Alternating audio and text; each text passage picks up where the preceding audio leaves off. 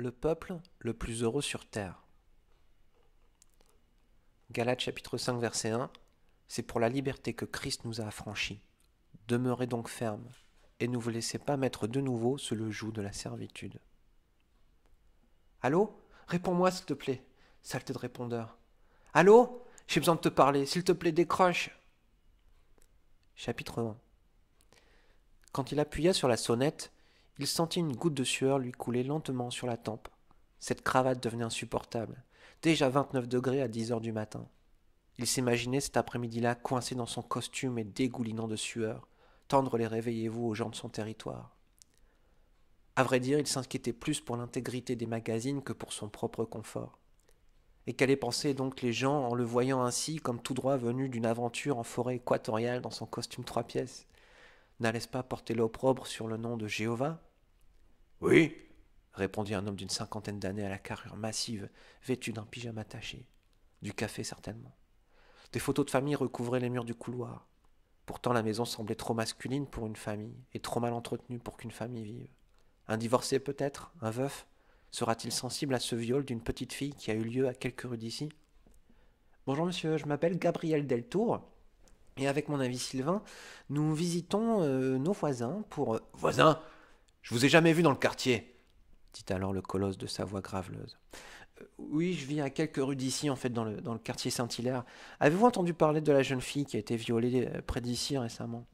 Oui, bien sûr, mais qui... C'est malheureux, n'est-ce pas? Demanda Gabriel sans vraiment attendre de réponse, tandis que l'homme acquiesçait de la tête. Eh bien justement, nous avons ce magazine qui parle de... Attendez là, vous êtes témoin de Jéhovah? Demanda l'homme en élevant un peu la voix. Témoin de Jéhovah, oui, nous sommes chrétiens et nous voulions... Fichez le camp d'ici, bande d'imbéciles! Vous vivez au Moyen-Âge! Cria-t-il, en refermant violemment sa porte d'entrée. Ça lui arrivait souvent, mais Gabriel sentait à chaque fois une profonde tristesse pour ces gens. C'était pas de la colère.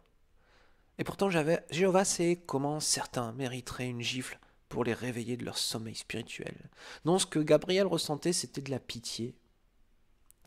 C'est incroyable, ça me brise le cœur à chaque fois. Pourquoi tant de haine? Ah, laisse tomber, lui rétorqua Sylvain. Tu sais bien que dans les derniers temps, il y aura des rieurs et des moqueurs. Bienvenue dans les derniers jours, frère. Oui, mais tu sais, à chaque fois, je les imagine lors d'Armageddon en train de mourir, dit Gabriel sur un ton grave. C'est tellement inutile. Cet homme, il a peut-être une famille, et il se rend même pas compte qu'il est en train de se condamner lui-même et qu'il ne pourra pas vivre éternellement avec eux. Tu sais, c'est Jéhovah qui le rejette. C'est pas toi. Alors, qu'il se débrouille avec lui. Jéhovah a pitié d'eux, il leur envoie des gens comme nous pour les avertir, mais ils n'écoutent pas. T'as fait ta part, Gabriel. Ne t'en fais pas. Laisse ça entre les mains de Jéhovah. Ils avançaient vers la porte suivante en discutant du paradis et des promesses de Jéhovah. Il valait mieux se concentrer sur ses promesses que sur le sort de ceux qui rejettent Dieu. Sylvain pensait que Gabriel avait trop de compassion pour eux. Gabriel était un nouveau baptisé, à peine un an qu'il était dans la vérité.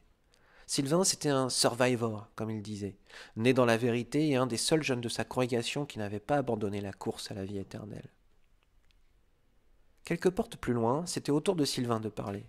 Il jeta un œil sur le jardin, propre et organisé, et remarqua quelques jouets d'enfants qui traînaient. Ces gens seront sûrement intéressés par Psaume 37, pensa-t-il instantanément. Sylvain attrapa sa Bible dans sa sacoche et plaça son doigt entre deux pages de l'épais livre. Il sonna avec assurance à la porte en affichant un grand sourire qui semblait presque naturel. Une jeune femme d'une trentaine d'années répondit, une maman qui tenait dans les bras un bébé. Elle était vêtue d'un pantalon de survêtement et d'un t-shirt. Ses longs cheveux blonds avaient été attachés un peu n'importe comment. Elle est occupée, je dois faire bref, pensa automatiquement Sylvain. Bonjour madame, je vois que vous êtes occupée. Nous discutons aujourd'hui brièvement avec vos voisins des conditions actuelles et j'imagine qu'ayant des enfants, ce qui se passe dans le monde est assez préoccupant pour vous.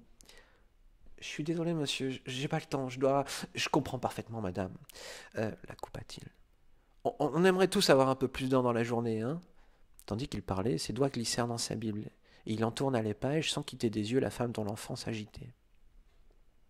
Tenez, regardez justement ce que dit ce passage de ce livre très ancien mais très sage que j'ai ici. Ceci signifie la vie éternelle, qu'ils apprennent à te connaître, toi, le seul vrai Dieu, et celui que tu as envoyé, Jésus-Christ. La vie éternelle, madame, ce serait quelque chose, hein. Vous imaginez tout le temps du monde pour faire ce dont nous avons envie. Oui, c'est sûr, mais Je comprends, madame. Je vais vous laisser vous occuper du petit bout.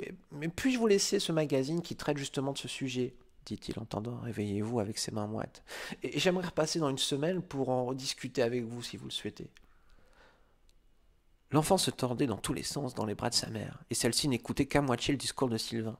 Elle finit par accepter le document sans grande conviction avant de refermer la porte derrière elle.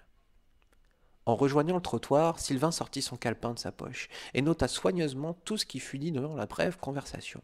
Le magazine placé, l'adresse, la date, une description de la femme, du bébé, et finalement il nota une date pour son retour. Et hop, une nouvelle visite. Tu vois, Gabriel, c'est facile, ça va venir avec l'expérience. Ce mois-ci, j'ai placé 54 magazines. 54. Les anges sont vraiment avec nous dans le service.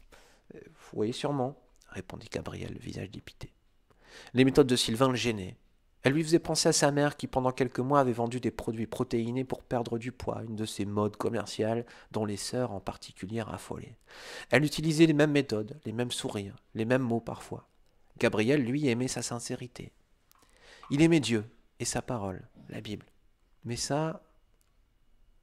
Tu sais, Sylvain, parfois je me demande si j'aurais accepté la vérité si ce n'était pas ma mère qui m'y avait introduit après son baptême. Pourquoi tu dis ça? Pense pas comme ça.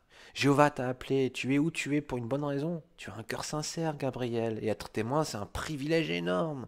Est-ce que tu te rends compte que tu feras partie des seuls survivants d'Armageddon si tu restes fidèle? Ces gens que nous voyons dans le ministère ne peuvent pas tous dire la même chose. Non, c'est sûr, t'as raison.